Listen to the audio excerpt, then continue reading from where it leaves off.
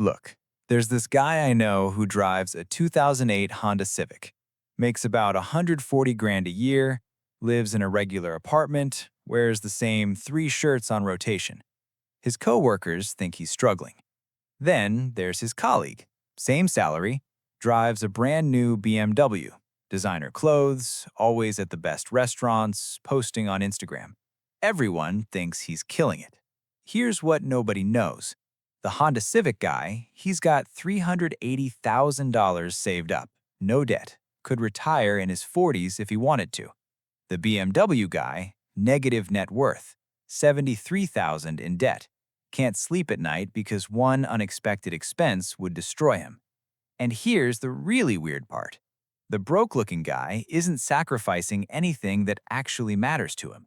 The rich-looking guy is miserable trying to maintain an image. I know this sounds backwards. Everything we've been taught about success says the opposite. But what if I told you that looking broke might be the actual cheat code to building real wealth? And what if the people who look the richest are often the ones drowning the fastest? My name is Ricky, and 3 years ago, I was the BMW guy from that story. I was making $85,000, spending $84,000, and wondering why I was always stressed about money.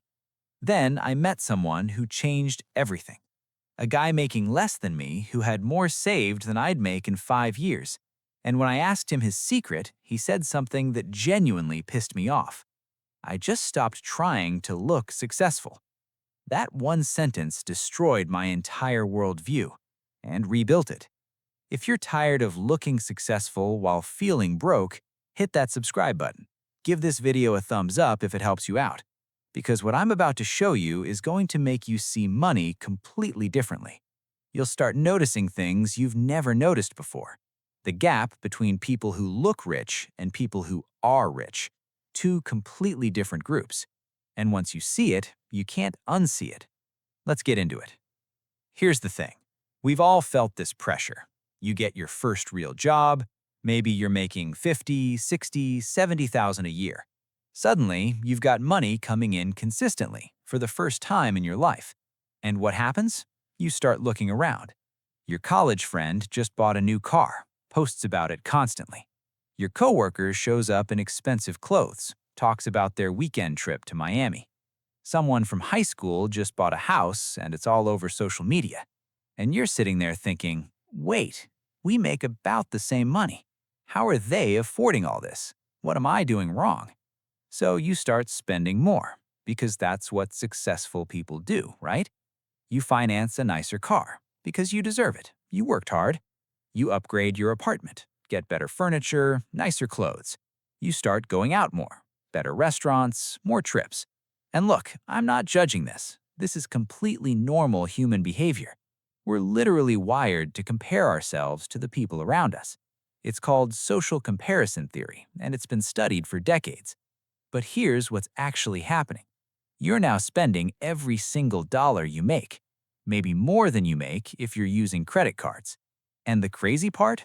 You still don't feel successful, because there's always someone with something nicer.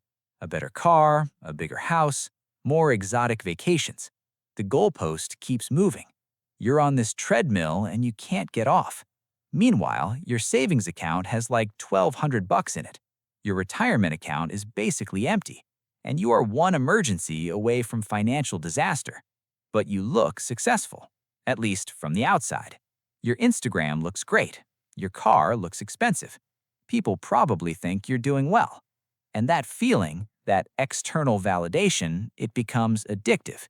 You need it. Because without it, you feel like a failure, even though the reality is the complete opposite. You're actually failing by succeeding at looking successful. And this is the trap that keeps millions of people broke their entire lives. Now you might be thinking, okay, Ricky, but what's the alternative? Just look poor forever? Never enjoy my money? And that's exactly the wrong question, because it assumes there are only two options: look rich and be broke, or look poor and be miserable. But there's a third option that nobody talks about.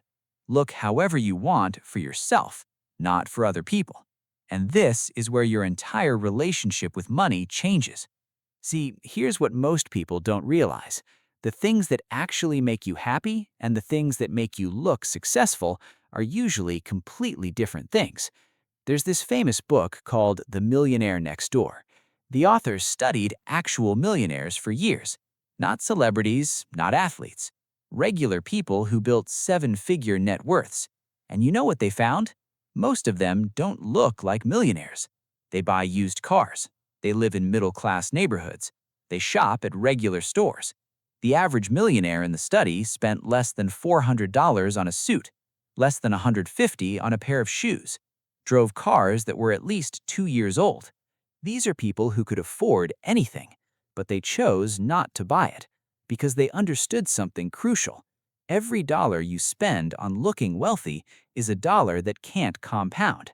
And compound interest is the actual secret to wealth, not income, not looking successful. Compound interest over time.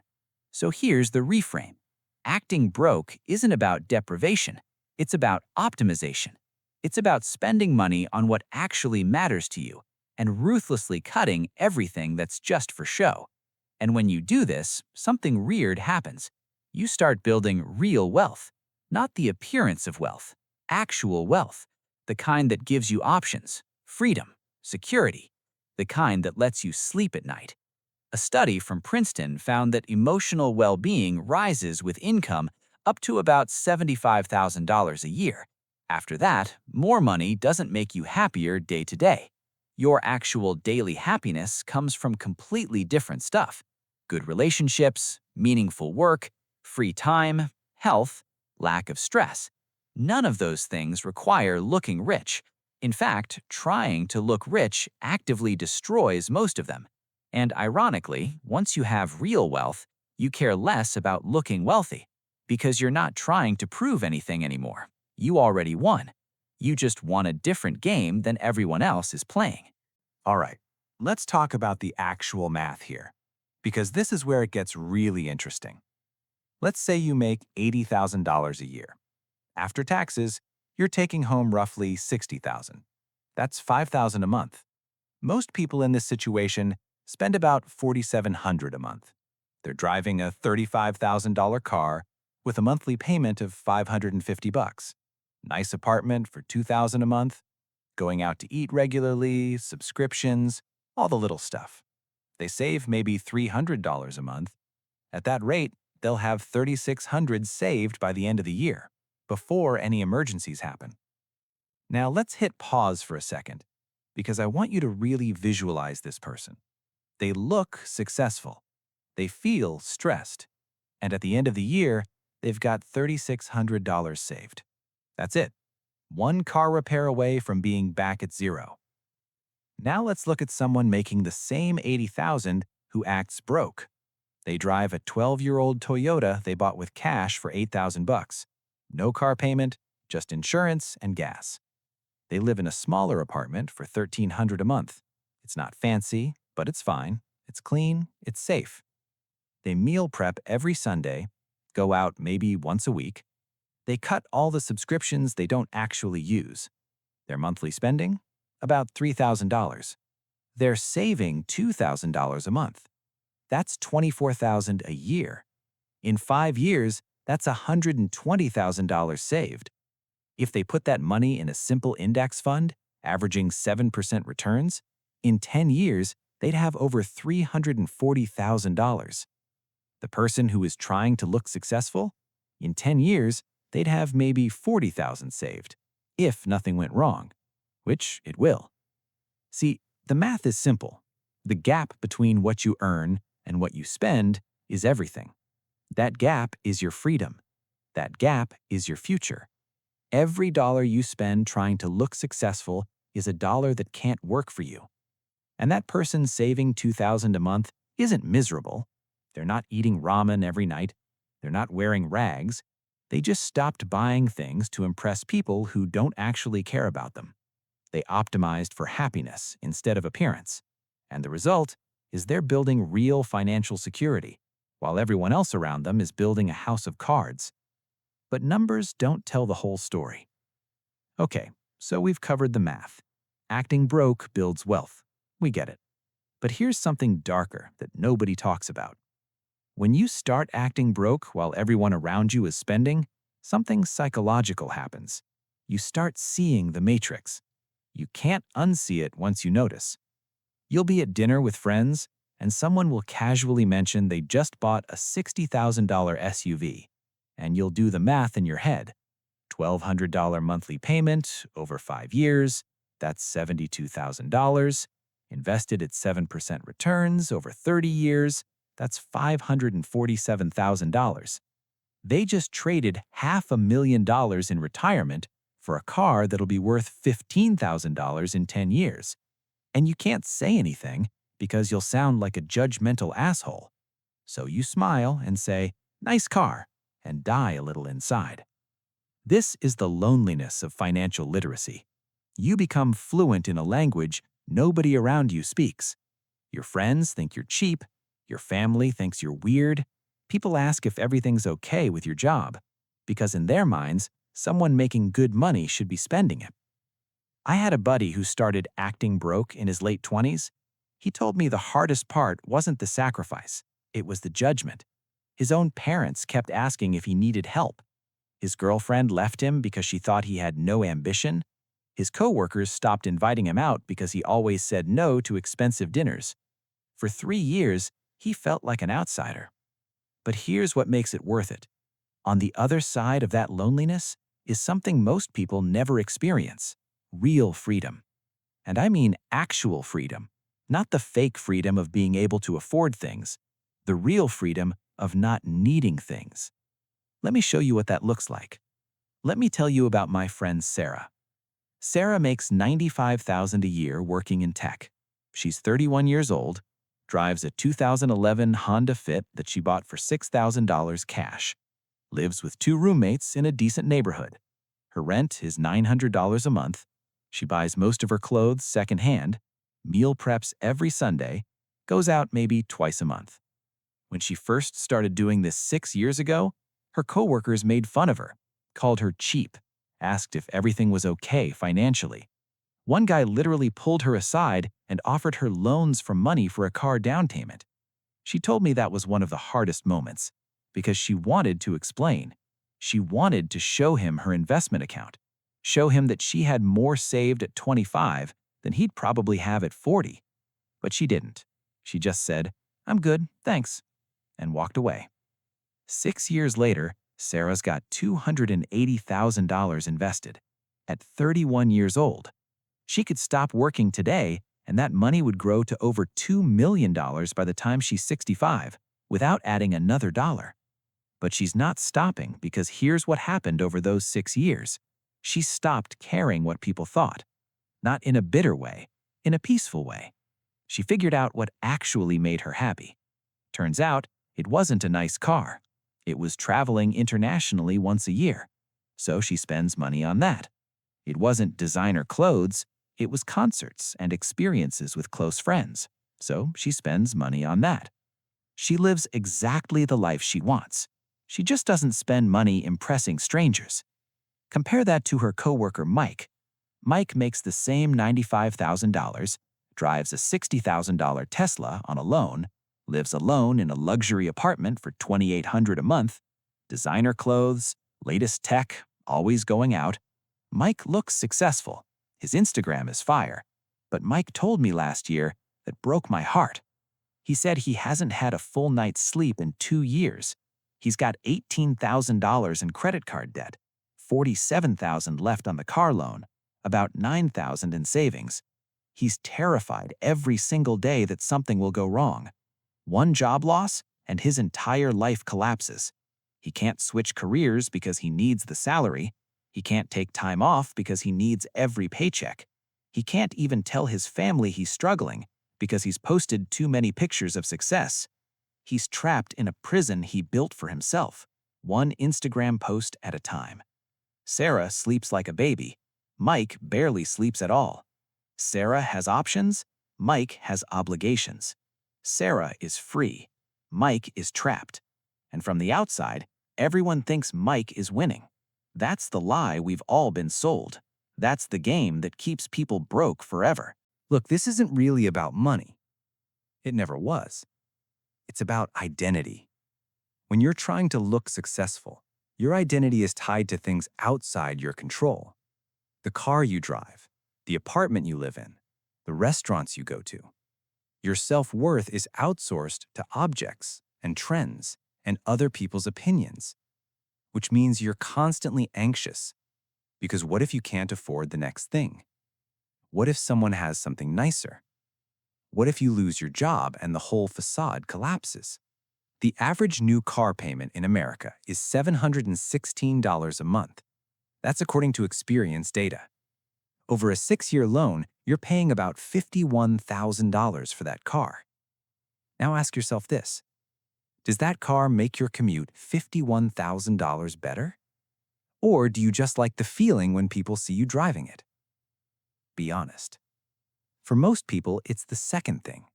They're paying $50,000 for validation, for a feeling that lasts about 3 months until the novelty wears off. Then they're stuck with the payment, and that payment becomes a prison. I have a friend named Marcus who experienced this firsthand. He bought a $45,000 truck when he got promoted. Felt amazing for about 2 months. Then his company started doing layoffs. He wasn't laid off, but the fear was enough. He told me he'd lie in bed calculating how many months he could make the payment if he lost his job. The answer was 3 months, maybe 4 if he sold everything.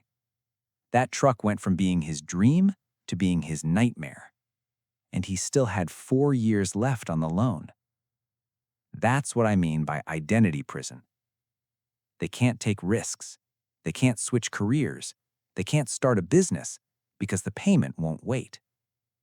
But when you act broke, when you intentionally choose to look average, something shifts. Your identity stops being about what you own. It starts being about who you're becoming. Sarah's identity isn't the girl with the cool car. It's the person who's building something real. Mike's identity is successful tech guy with the Tesla. But that identity is fragile. One job loss, and it shatters completely. Sarah's identity is anti-fragile. The longer she does this, the stronger it gets. Every month she saves money, she's reinforcing who she is.